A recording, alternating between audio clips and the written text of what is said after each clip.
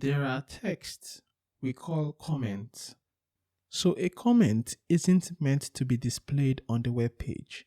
It's meant to be for you. So for example, if I am coding and I want to make a comment about a certain code, let's say I want to write a comment so that when I come back to the code, I can read it and understand.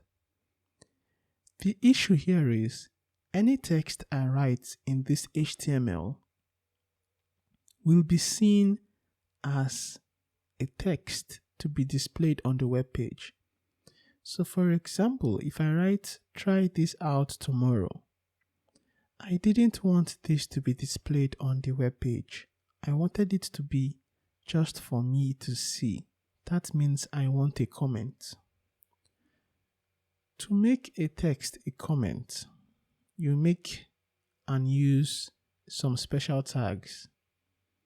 So you begin with an angle bracket, then an exclamation mark, and then a double dash.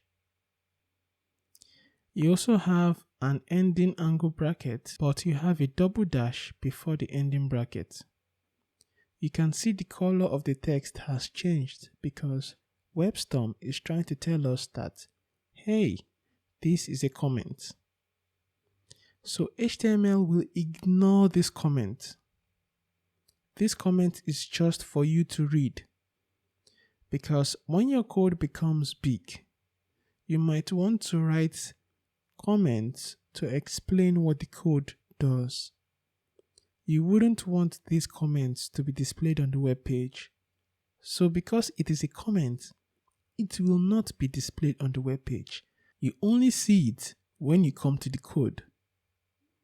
So simply put, you use this comment to state down some information to better understand the code and basically do whatever you want with it.